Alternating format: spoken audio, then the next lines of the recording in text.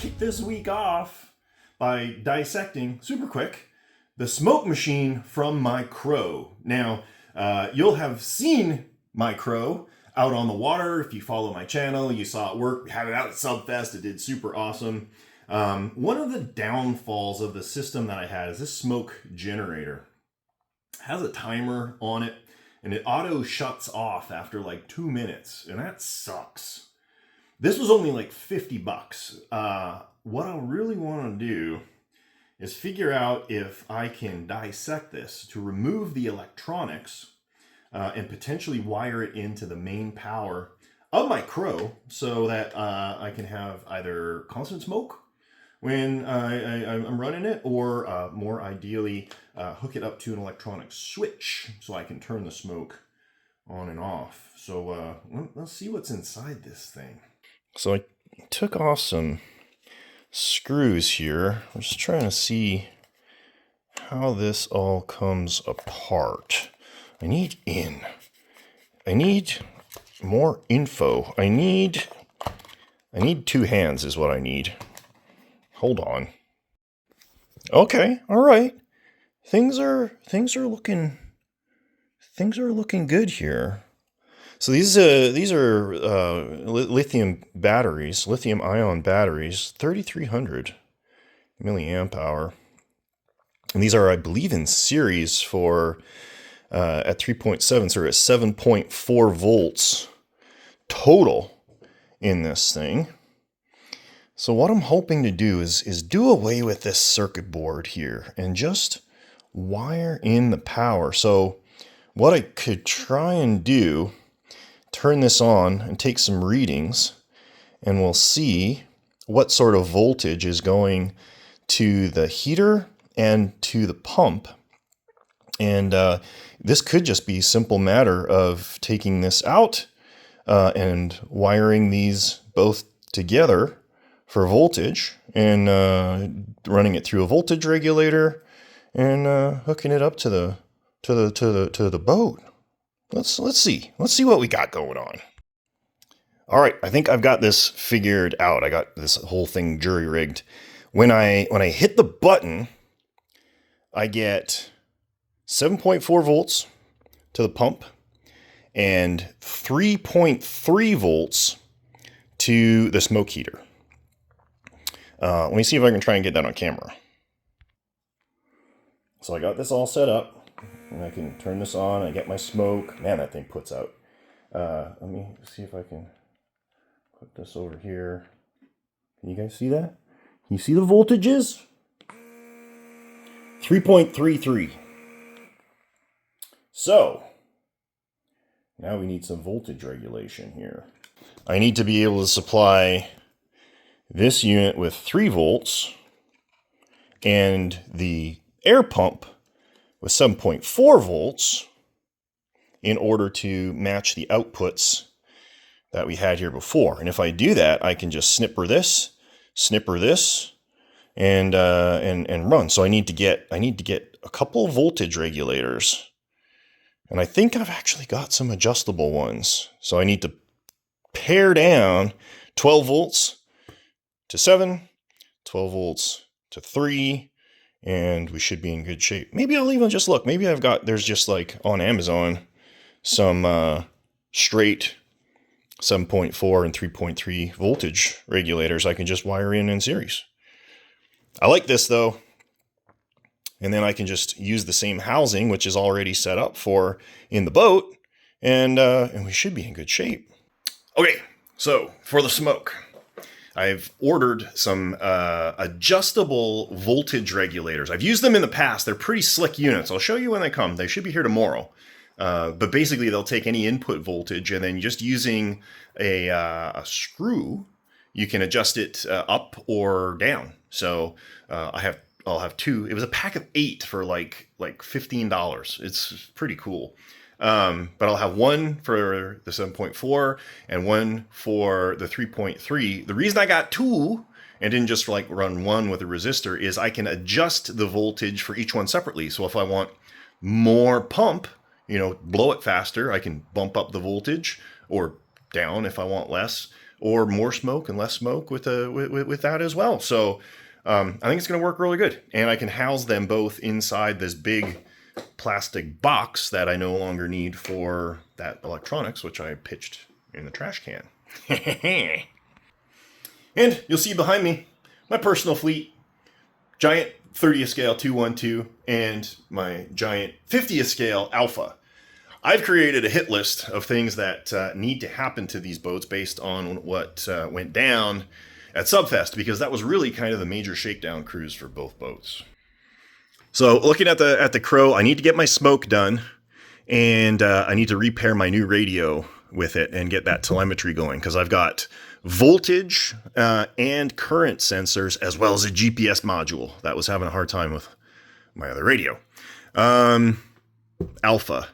The rudder, I was rushing and I did a shitty job. No two ways about it. The hole got drilled kind of in the wrong spot. It was too far back, I think it was. It works. It's fine. But I mean, this is my boat. I want it to look really, really good. So got to do that. And this boat's got a weird latch. It's got one of those quarter turn fasteners hidden in the front here. I got to take a look at it because it is super picky, finicky. I got a hunch it's probably just like bent or something like that. So I'll pop this open and we'll take a look inside there. Actually, you know what? I got to pop it open anyway. Let's just do it. So here is that little quarter turn adapter. You can see it's just, got like a little T, and you jam your screwdriver down the top, which it isn't even lined up. It's not even lined up, people. I got a big magnet up there too. Got all sorts of cool things in here I wasn't even aware of. But I don't know, maybe is that jammed up a little bit? I gotta take a closer look at that. But we gotta fix that, because it is not copacetic. It does not make for easy access to the boat. What else do we have on the list? Oh yes, the air pump. I told you guys about my air pump situation. There is a controller on the bottom part of this deck here that got wet. So I'm going to swap that out, probably for either a speed controller or an electronic switch. That'll turn that on and off. I got lots of room up here. I need to move some of the componentry from underneath up higher. And the reason you want to do that, look how easy it is to take the cylinder out, by the way. Just awesome. Is, if things get wet, this is it right here, this white thing. So if you get water in there, you don't flood out your electronics and mess things up, which I think is what's happening. This 40 amp Python ESC, by the way, is waterproof. So with it being on the bottom, that's not a big deal. And then the other thing I had going on here, I actually set this up for water cooling. You can see the hoses in there. And then what I did, I didn't have the right size of hose, but the intake is actually via the reactor intake scoop. So that pushes water in, flows through the electronic speed controller, and then out a little exit in the back right there. So we got kind of a vacuum going on here, and then forced induction in the front, which could offer water cooling. Now, does it need it? No, because I have my super awesome radio, and I knew that this motor in cruise configuration, so a decent walking pace, is only pulling 500 milliamps. Milliamps, people. 500 milliamps, half an amp. This is rated for 40, so it doesn't even know it's doing anything. It shouldn't be overheating, but we did it because we thought maybe it was overheating, but it was this. So I got to do that. These cylinder sections are not in the best condition. This is all sealed, but I don't know. There's no water getting in here. That's really funny, and a little bit getting in here. So I got to check it for leaks as well. What else? I just remembered. I was having thoughts about this in the morning. And because it's Dive Tribe, if you're not a member, you need to sign up because we have super awesome discussions. There are 2 sensor modules that can talk to these radios that we're going to play with. A pressure sensor and a pitot tube. So the pressure sensor, if we put a port in the watertight cylinder, it'll read the outside water pressure. And if we correspond that to depth, we will be able to tell precisely what depth our boat is at, and potentially program in fail-safes and alarms and all sorts of things if you get too deep, or all sorts of cool stuff like that. The pitot is a little tube that sticks out the front, and it reads the pressure differential between that front input pressure and the ambient pressure, and that would tell you your speed. So if we can get this configured properly, we should be able to have an actual readout in knots or miles per hour or whatever, how fast the boat is going through the water, which is pretty cool. Not as useful as the current sensor or the pressure sensor, but still cool. Why would we not put it in here? It would be awesome. I will find that from my storage place. So that's the Alpha. And this is my super awesome 212, originally built by Collier Yarish, that I inherited and completely overhauled and rebuilt and all of that stuff. This actually performed really, really good. There's not much that needs to get done to it. A few minor things. These LED light recesses were supposedly sealed. Obviously, they're not. We got a little condensation action going on in there. There's a bow thruster right there. It works, but I don't need it. This thing is such a good performer. It turns so tightly. This is just a redundant system. And the little forward compartment is just leaking a couple of drops. I just don't want to bother with it. Why would I screw around with it if I don't have to? It's going to come out altogether. Do not need.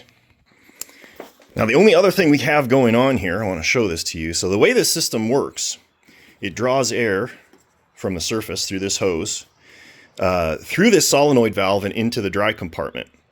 And then the ballast pump sucks it from the dry compartment and blows it into the ballast tank over there. Here's the issue. This is all working perfectly fine. I have it programmed in my radio so that I can't accidentally open this and flood the tube. But what happens is at depth, just a little, like, quarter teaspoon of water gets in the hose. And then when I blow ballast with this open, it just sprays a little quarter teaspoon of water in right onto my X-Tail mixer, which is super awesome. So what I got to do is get creative here, probably flip this over and have it drain into like a little catch can, which I got lots of room underneath there. I can put a little catch can. So after, I run, it'll have maybe a teaspoon of water. I can just take a little sponge, go bloop, bloop, bloop, and it'll be good. So yeah, that with this design is super awesome. Like, this whole thing just lifts right out. Access is super easy. I can remove the entire drive system of this boat in about like a minute. It's pretty cool. So 212 is in really, really good shape. And you can see Steve's Akula on the back there. What a freaking cool looking boat that is.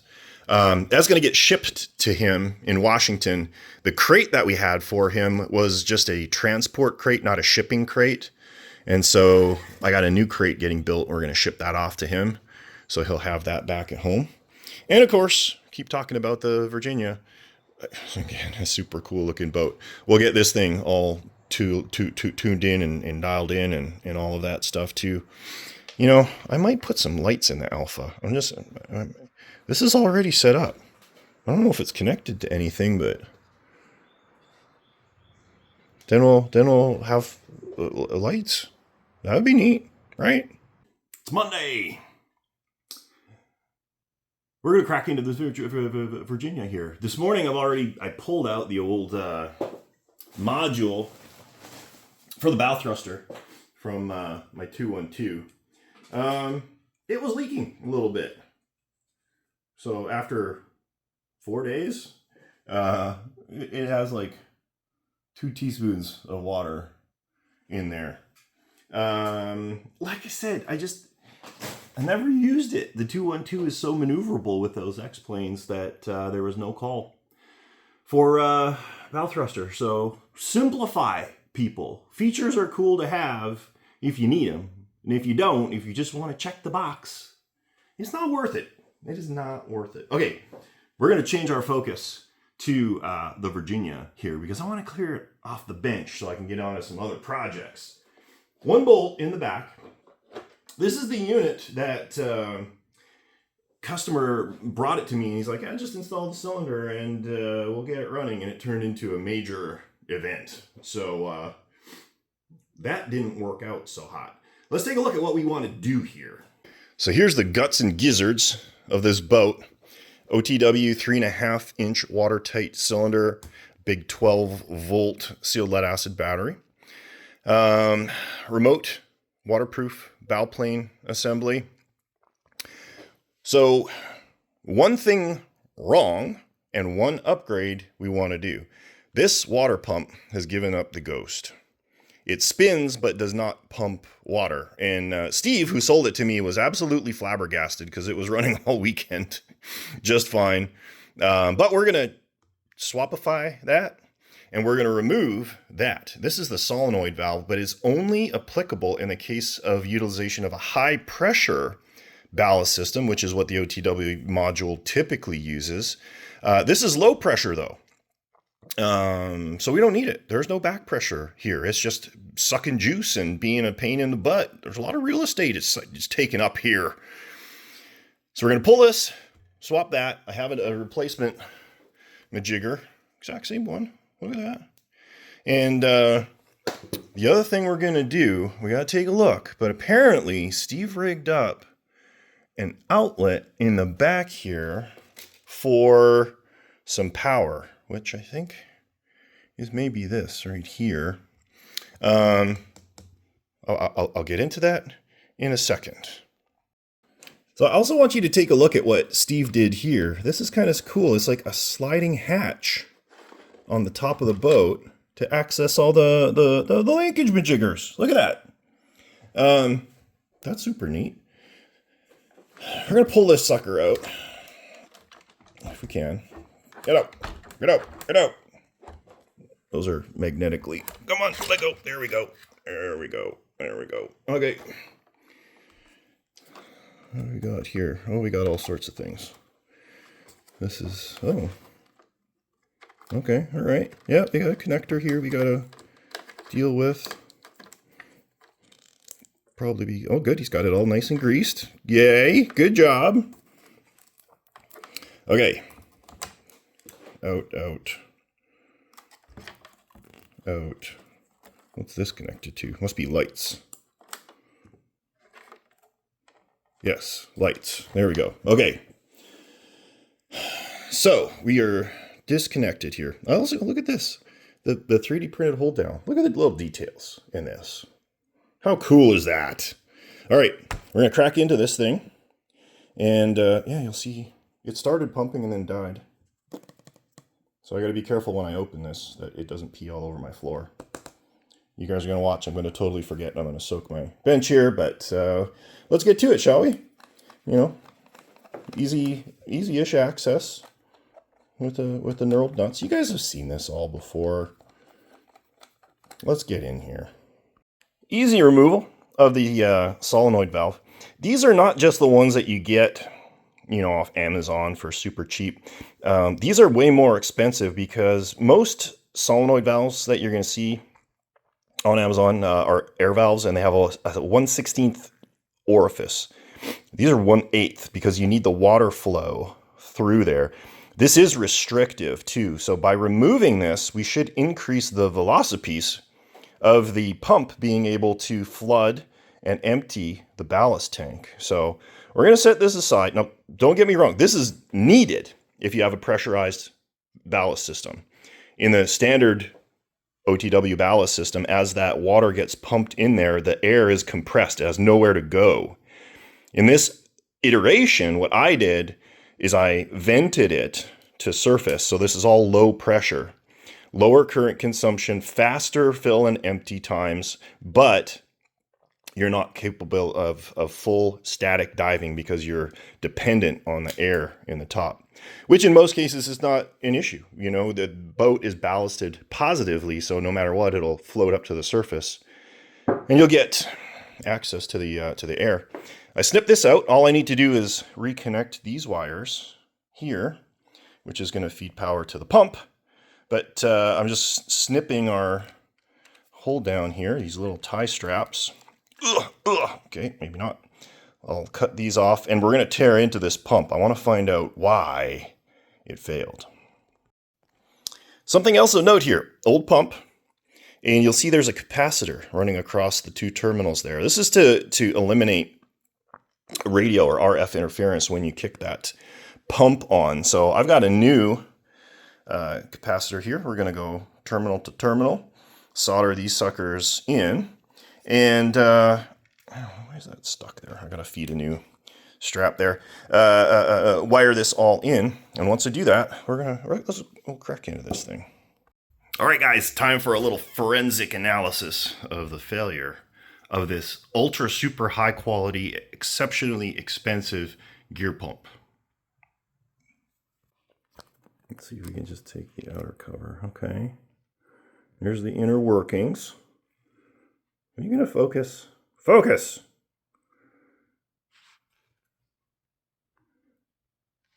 Okay. I think, yep, the gears stripped. The motor is not able to move the gear because it's just free spinning on the shaft. I don't know what happened there. Did it come out? Oh yeah, it just stripped. Plastic's just all stripped out. Just spins freely on the shaft. So, mystery solved. Got a little motor now. Little cheap, crappy motor. You know how useful that is to me. Filed. G for garbage. All right. New pump is installed. Plumbing is hooked up. All we need to do is testing here. I don't know if you guys are like really familiar with these. These OTW cylinders are kind of a pain in the ass. You have to know your order of operations because, like, for example, this wire needs to go to the end cap. But before you can do all of this, you have to have the tube section on. And this is right in the middle of the tube section. So you've got to like undo this, slip this on, make this up, push that back, put that on, do those up. It's, you know, you got to know your system. Otherwise you're going to be on, off, on, off, on, off. This is what I'm particularly interested in, and I don't know how Steve has this set up. I'm going to need to research this more.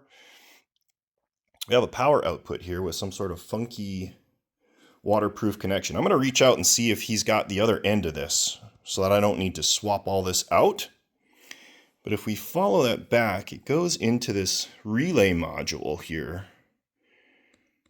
Interesting. Okay. So here's the thought, people. This is what we've got going on. Let's take a look at the stern of this bad boy. We have standard rudder and a standard rudder with a rudder extension that Steve's bolted on, apparently with a steel bolt, which is cool. I like the weathering. There may be something in here that you're not familiar with. You're like, well, what is this? Well, that's this thing here. Now, we've got a little chunky of hose. Here's what he rigged up, apparently. He had a pump in the back, and he could turn it on, and it would spray water out over the lower rudder. I like this idea, but I think where things fell apart, he took it out because it didn't do anything. That little tiny hole, which I'm going to say is 1/8 of an inch in diameter, is not putting out the volume of water that's needed. Here's the idea. You kick on this pump, this auxiliary propulsion unit, and it blows water immediately over the rudder, giving you instantaneous yaw control despite whatever velocity you're moving through the water. These modern boats only impart control when you're moving quickly through the water. When they're not, they're pigs. They're absolute pigs. But I like this idea. I like this idea a lot. Here's the thought. I've got these little bilge pumps, Power Fist, that I got from Princess Auto in Canada. I had to get my dad to donkey this for me because they only ship to Canada. 200 gallons per hour, 1.7 amps. And these things put out a lot of flow. Here, get out. And they're fully waterproof. They'll just suck from the wet compartment of the boat and blow out. Look at that big, like 3/8 orifice there. So here's the idea. We'll mount this in the stern. There's acres of room. Blow a big hose whoosh, down here that'll wash over the prop. So we're going to need to, unfortunately, do away with this. He did such a good job. Look at all that 3D printed awesomeness in there. But we'll core out a huge hole, big hose, and it'll just blow a massive amount of water over the prop. So let's think about some alternative benefits to this. So you've got instantaneous yaw control, even when the boat is stationary. But the other thing it's doing is pushing the boat forward. So now, if you suffer catastrophic propulsive failure of your main drive unit, you've got an auxiliary propulsion unit that is going to be able to push your boat back to shore. Not only push your boat back to shore, but allow full instantaneous steering. Will it work? I don't know. Let's find out together. Here's a situation. I popped out these meshes. So now we got a nice big opening here. I want to split this flow into two. That's going to come out and wash straight backwards here, which means you're not going to get any drag when it impacts the forward face of the rudder. So if you're just going straight, it's going to blow right past it.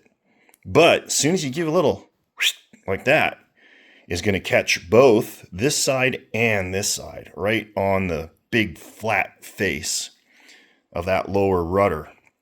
So what I've doodlified is a sketch of a 3D printed part I'm going to hopefully create here. It's going to take our main flow and do a split into two.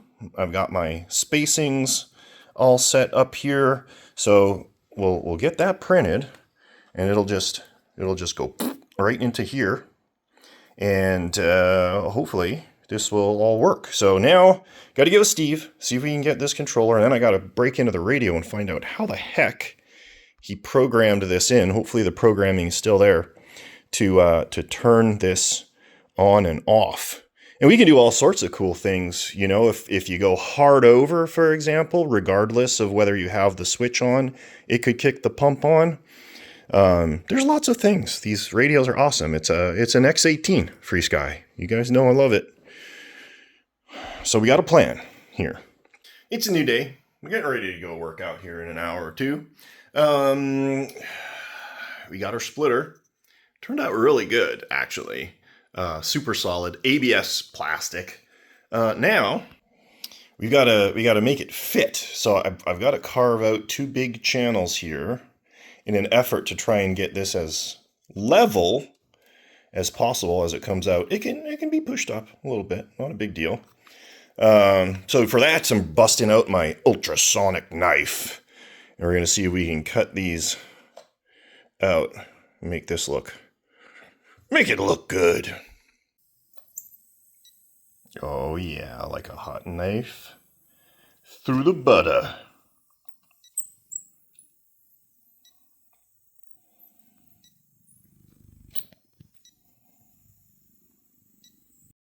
All right, progressives. We got our jets aligned, tacked, glued. We need to make this look pretty. That's a little nasty. I threw some plastic chunks in there to secure it and fill it. So now I'm going to mix up a little Evercoat Rage filler and put this in here, fair it all in, make it look good. And we'll paint that. I'm excited about this, people. I do have the pump already connected to it. It's just kind of sitting in there, which I think is going to be fine. I don't think it needs to be bolted down or anything like that. So we're going to go ahead, smooth this all out, get that kicking off and curing. And then all we're waiting on is the connector. And I talked to Steve yesterday. He's shipping it out to me.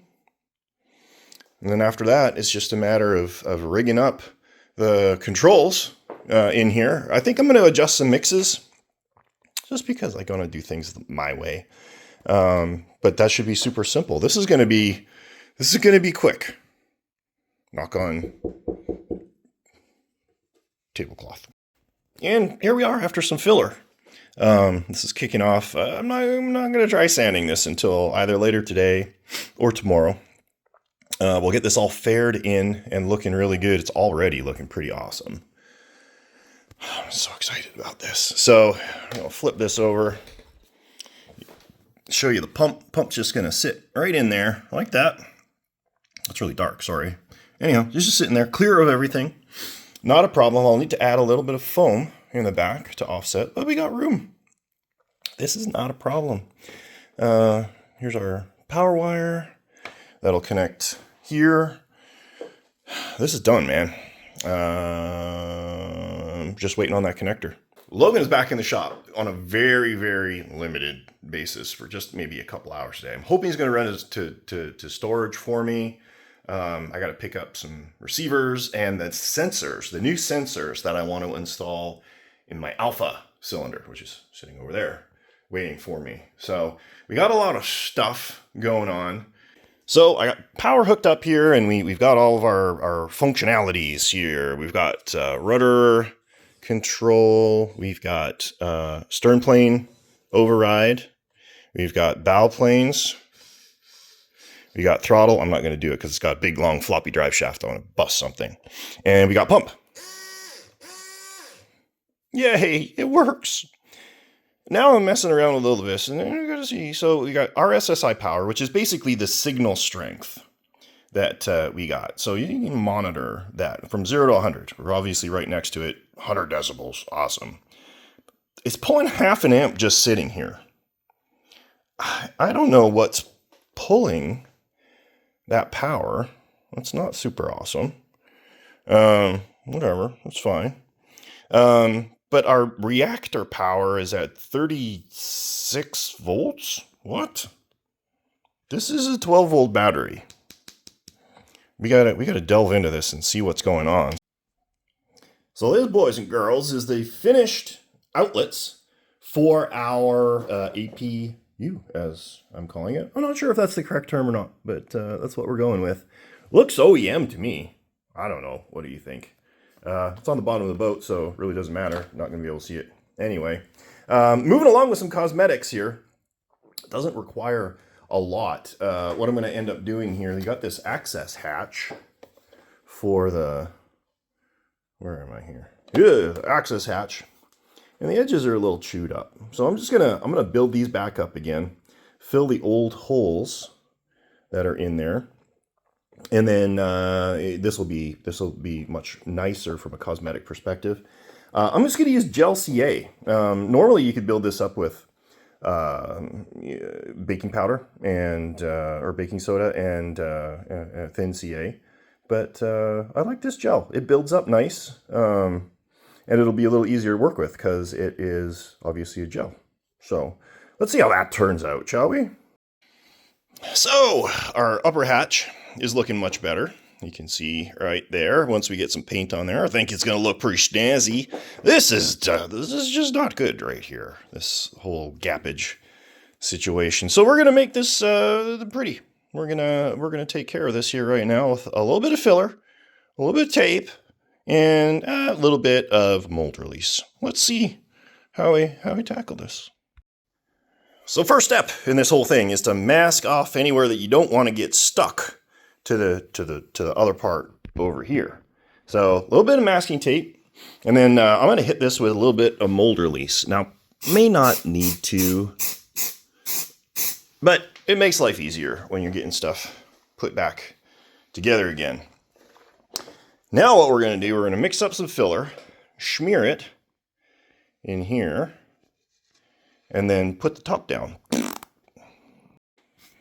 And this is the result that you get. Now you'll notice I've sheared off as much of the excess filler as possible. And when you do that while it's still wet, it'll save you gobs of time later trying to sand it all clear. So I just used a screwdriver flat edge and scraped it down. Now, I did try and keep that fillet angled upward so that it would have the best chance of intersecting this top.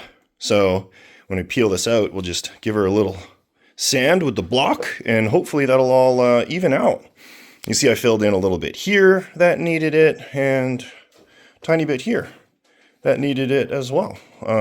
This is just coming along. We're just grabbing the little bits and pieces. I think once we get a coat of paint on this thing, this is going to look really sharp. All right, while this thing curifies, we're going to move back to the crow's smoke system. By the way, do you like my jacket? This is my lab coat to keep my work clothes clean now that I'm needing to go to work the minute I'm done here in the shop. But I like it. Here's our setup, boys and girls. We got our voltmeter, multimeter, I guess. And these are our adjustable output voltage regulators. So I've already wired them up with power in. You can see that this one here is lit. And if we grab our probes here, I gotta figure out which one of these is which here. Out is on the right. So all the positives line up. That's smart. So we've got 11.43 volts. Apparently my battery is a little weak, but at any rate, 11.43 volts. You know what? I should probably use a fully charged battery because I want to calibrate this for the voltage that it's going to get when it's fully charged. I'm going to steal one of those batteries.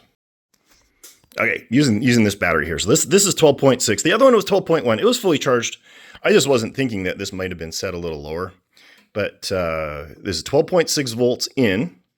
And on the output side right now, we're at 11.89. So what I want to do is dial this down. Now, do you guys remember the voltage that each one of these required? The pump was 7.4. And the smoker was 3.3. So we got to dial this sucker down to 7.4 and this guy down to 3.3. And then we can hook them all up together and see if it works. And the way you do this I can't do with one hand because I need the probes and everything. But this is the little dial-a-majigger right here. And you just back it out like that. I'll give it a couple twists. Now what are we at? Now what are we at here, people? 11.8. Okay, did I go the wrong way? I don't know. Anyhow, that's how you do it. I'm gonna dial both of these down and we'll double check it in a minute. All right, we're done here. 12.8 in and 3.4 out. I like 3.4 instead of 3.3. And that one is a 7.4 as well. So now we're gonna solder these in like this. Put both of these together, hook it up to power, and in theory, we should see some smokage. All right, little stumbling block here, people. This voltage regulator does not like this smoke burner. It could be that this is pulling too much amperage for this unit. It got warm when I plugged it in. Although, thinking about it, if I'm not mistaken, with these voltage regulators, when you drop voltage, heat is a byproduct. So that may not be the issue. But basically, as soon as I hook this up, this light goes out. and nothing happens. When I check the output voltage after I hook it up, it's like 1. But right now, and I was screwing around with the setting there. I don't know what it's putting out right now. Let's see. Yeah, 6, because I was screwing around with the nut there trying to get the thing to work. So, this is not cool. Not cool in the slightest. Yeah, this is not liking things at all. The voltage regulator gets super hot when I hook it up. This part of it right here. Man, this is disappointing. The air pump works really good. Yeah, okay. Gonna need to think this through a little bit somehow. So for now, we're just gonna pretend that doesn't exist. We're gonna go back here. So the filler's all kicked off, and you can see we got our tape, which is not sticking to the filler, which is always a good thing. And we can get rid of this. Got a nice clean line. Peel all that off. Now we can put this back together again. Do a little sandy sand and see what we have for a seam. And here's our seam. If you do things right, this is the kind of result you should get. Pretty well razor blade thickness. I got to do a little bit more sanding in there, but for a first pass, not bad. Looks much better. You know, you stand back here where you'd normally be, and you can't really see it. This looks worse than it is because I don't have this bolted down. It's sitting up a little bit. So I'm going to get Logan. Yes, Logan is back. He's been working a couple of hours a day yesterday.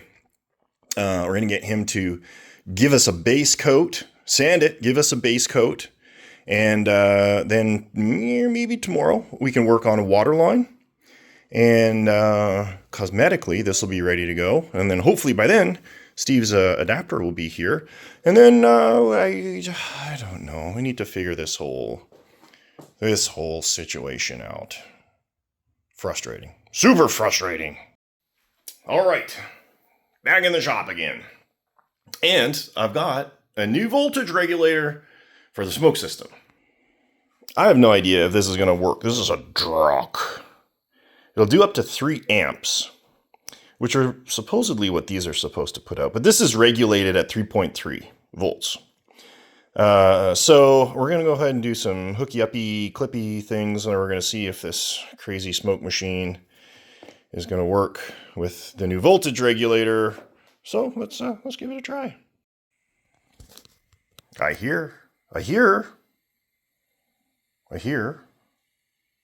hissing. I don't have the air pump turned on. Let's maybe try and get the air pump going. Well, not looking good.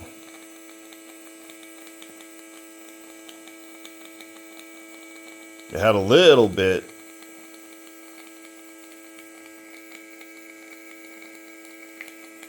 It's just barely wisping out. Dang it! All right. I do not profess to be an electrical expert by any stretch of the imagination. Here's what's going on. It was putting out a little bit of smoke. Like, a little bit. I checked the voltage at the leads while it was running. Let's start at the beginning. I checked it while it was not running. 3.3, exactly, 3.3 volts. As soon as I hook it up, that voltage drops to like 1.6 volts, which is what was happening with the other power regulator. So I don't know what's causing the voltage drop, other than, you know, again, maybe it's pulling too many amps and the volts drop. I don't know. You guys who know the amps and the voltages, tell me what's going on here. Not good. And, you know, at the end of the day, if this thing is pulling 3 or 4 amps, you know, is it worth it to put in the boat? What I may do is just buy another one and just put it back in stock form. Because you guys saw the smoke was working really, really good. And then it ran, you know, off of the dedicated batteries there that you could charge up separately. What do you think? What do you guys think? Tell me why this is not working. Maybe we can get it working. If not, I'll just pay another $50 and get another smoke machine. So you remember, I told you that Stingray was coming back because there was just like an electrical gremlin or something like that. Showed up a few days ago. I haven't had a chance to crack into it, but just had the chance, and this is not looking good. I haven't even opened it up, but this is not how this stuff is shipped. Guys, completely busted, broken. Like, it is literally chucked into a cardboard box with some peanuts. What the literal hell? And this is what you get when you don't properly package a boat. Take the dive planes off. 2 screws, and they're fine. They're fine, though. They're fine. It's just the whole back that's completely broken apart. And no, you know, the entire rape master is sheared free. And, oh yeah, the fin is all busted off. That's super exciting. I haven't even opened it up yet. You know, let's see what's inside. That'll be exciting. Gets even better. You know, he just wrapped a cloth around this and chucked it in the box and sheared off, you know, all the switches. That's good. You know, don't need all the switches. Just a couple switches is good, right? Okay, well, I hope he shipped it insured, because I'm not going to touch it until we get confirmation that somebody's going to pay for the time to do all these repairs. This is all broken free. Just take it off. Who needs it? You don't need a weight master. Come on now.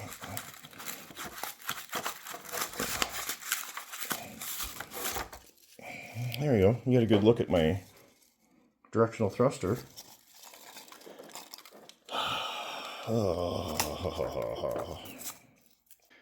Let's take a look at something else we got brewing.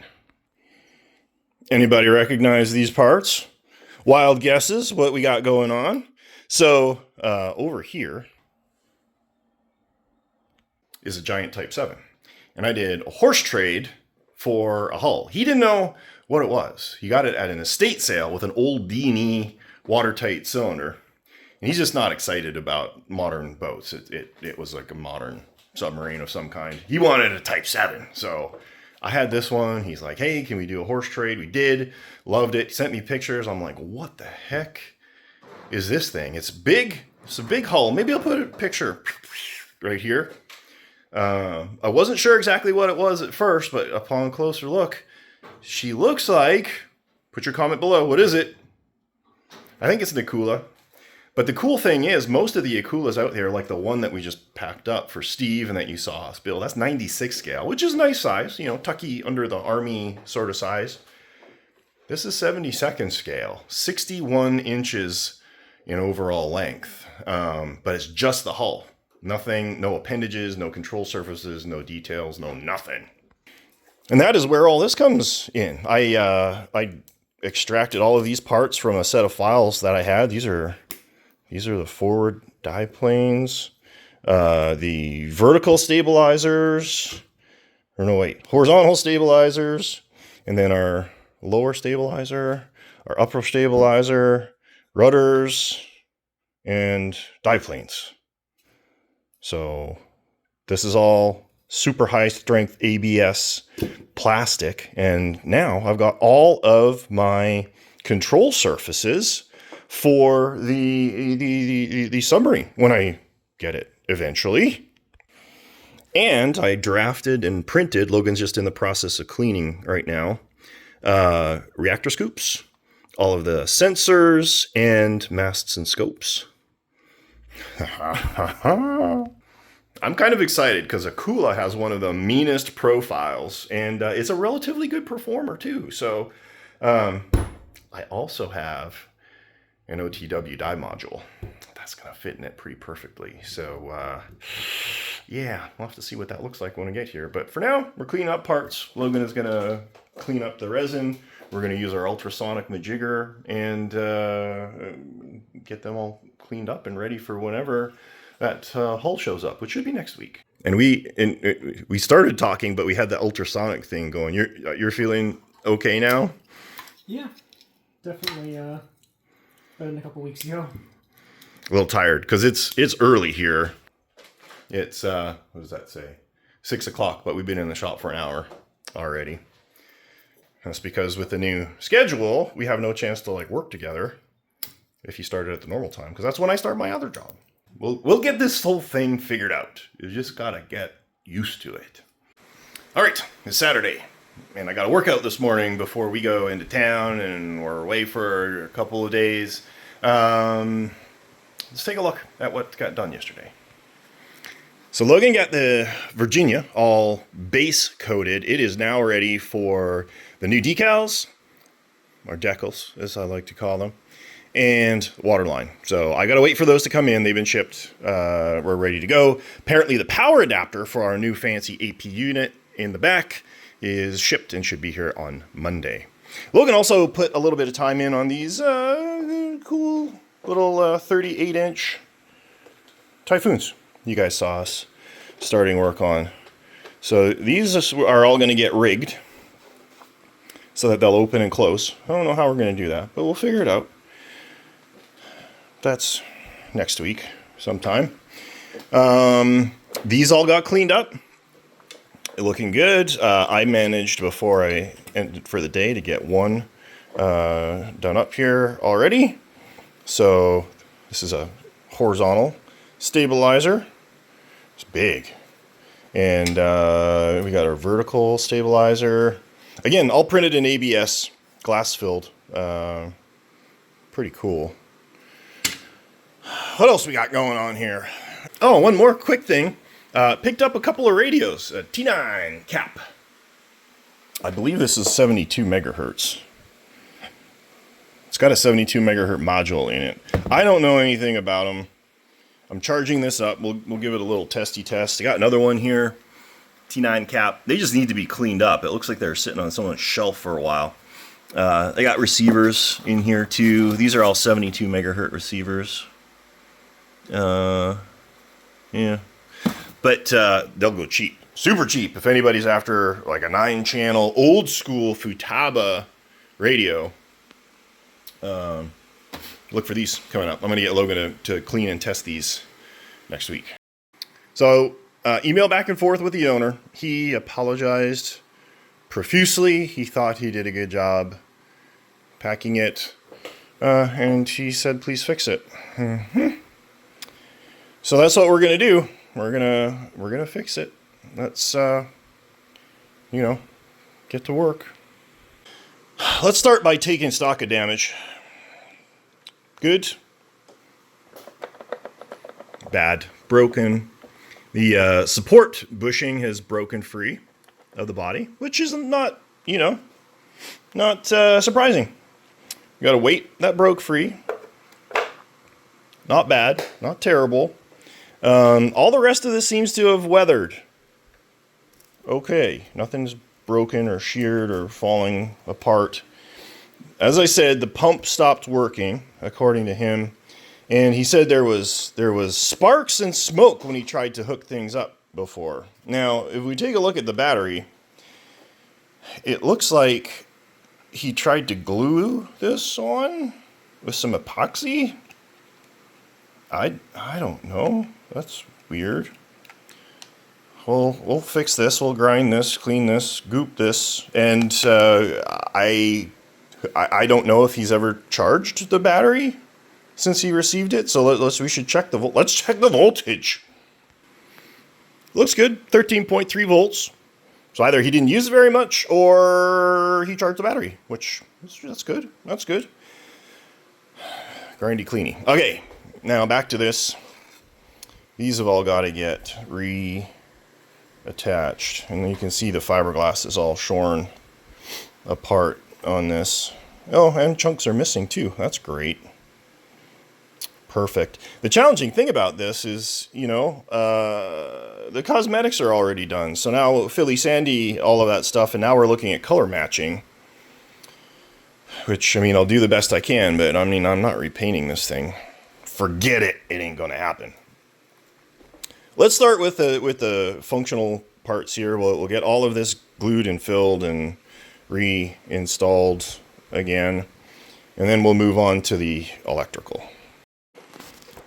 All right, functionally, we're back together again after a bunch of messing around. These are glued back on, this is glued back on, this is glued back on. This is unfortunate right here.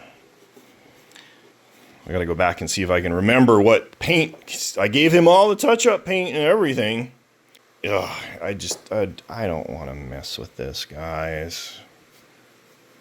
Well, we'll put some filler in here to tape this, and then hit it with some more paint. I have to go to the hardware store and see if I can find it. All right. Let's work on that. Stripped. Stripped. That's awesome. I know I didn't do it because when I shipped this to him, all the dive planes were off.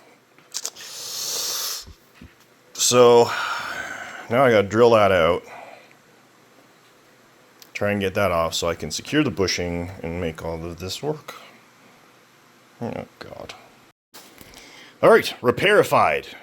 I had to drill out that horn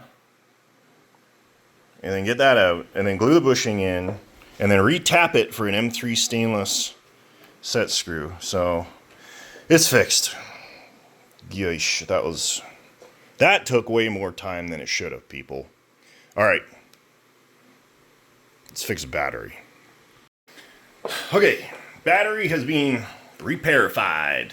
The RTV is curing. When you run batteries in the wet, provided it's a waterproof battery, the only terminal you actually need to waterproof is the positive terminal. That's where the corrosion is going to end up happening. So you'll see on that one, we waterproofed the positive terminal, and the negative one's just there. It's been in the water a ton, and it looks perfectly fine. Now, radio's on. We're going to throw some power at this and see how it behaves. I guess that's all we can do. And he said there was sparkage and smokage, and I don't know. Let's see what happens, shall we?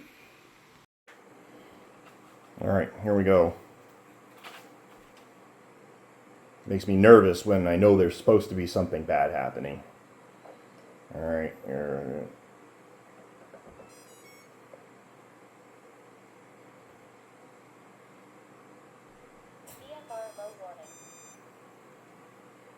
I see no issues thus far.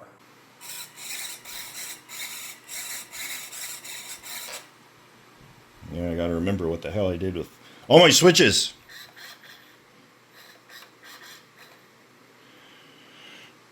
Okay. Well, I can't even, I gotta switch the switch because the switch is non-switchable now. So, which is super easy, guys. In these new radios, I'm just saying. Where the heck did my ballast go? Switch 1, switch 2, throttle. Oh, ballast. Edit. What should we put it on? Let's see here. We got a 3-way switch right here. Let's do switch D. There you go. Whichever one you want. You just flick the switch and it automatically switches. Okay. Nothing. Nothing. Nothing!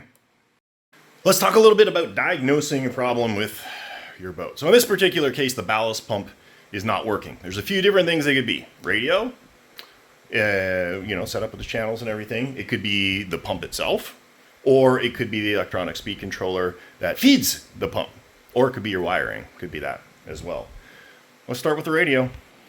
So this is my ballast setup. I did move the switch, and you can see this little orange line here moves when I flick the switch. So this is transmitting on channel 5 to the receiver, which should be talking to the electronic speed controller, which should be talking to the pump. Receiver, electronic speed controller, pump. So let's check the pump first. That'll be super easy. We'll do a little jumpy jump. We'll jumper the terminals and we'll see if it fires up. I'll be snookered. Look what I found. I would have bet $1 bajillion that it was the electronic speed controller. I even got a new one out. I was so confident. But we got everything hooked up here. I got the terminal jumped. And if I put this down, nothing. I think this pump is seized, which is super surprising. They're usually they just stop pumping. They'll spin but don't pump water. But this is actually stalled. It could have maybe sucked a chunk up. I don't know. We'll do some diagnostifying once we get it out. But I think that's our problem. All right, so I got the pump out, and we're just kind of goofing around with it here right now. If I really jump up on it, you hear it's running but not happy. And this wire is getting super hot. Like, yeah, there's something going on in there. Oh yeah, the motor's hot. Not happy. Poor little guy. Poor little guy. I don't know. Let's take the gear end apart and see. It could just be the motor. Oh, this feels loose. What the hell? All right, let's take it apart and see if there's a smoking gun. Well, I mean, I don't see anything immediately evident here.